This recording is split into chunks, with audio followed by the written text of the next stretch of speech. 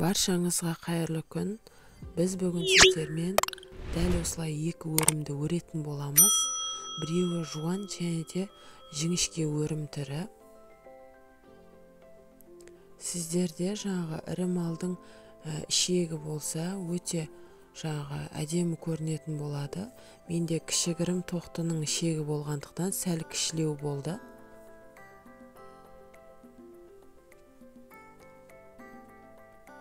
Арнама жаңадан қосылған жандар болса, тіркеліп, лайк басып, комментарий қалдыра кетулеріңізді сұраймын.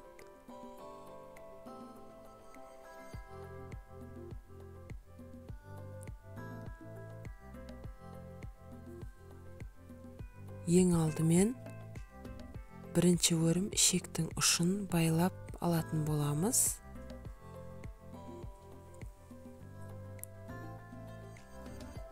Дәл осы видеода көрсетілгендей жасайтын болсаңыз, өте оңай болады. Әсіресе ірі малдың ішегі ұзындау болып келеді, сондықтан сол ішектерді осылай жинақы етіп өрсеңіздер, әдемі көрінетін болады және де жинақы болады.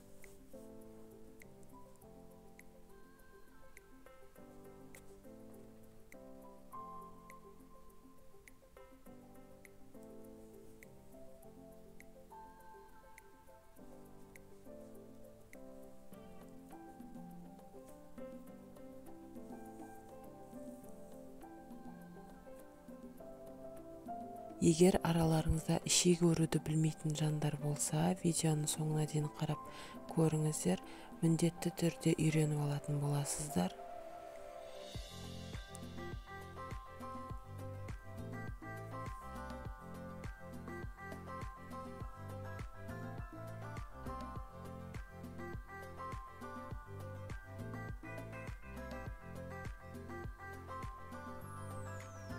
Екінші өрім дәл осылай екі қатар болады және де дәл осы алдындағыдай ұшын байлап алатын боламыз.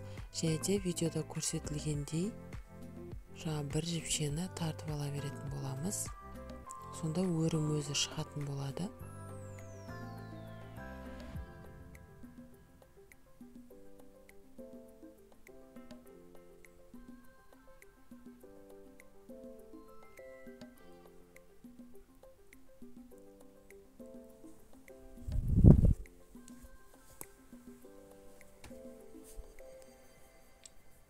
Бізде міне дәл осылай әдемі өрім түрі шықты.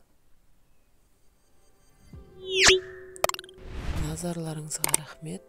Қош сау болыңыздар.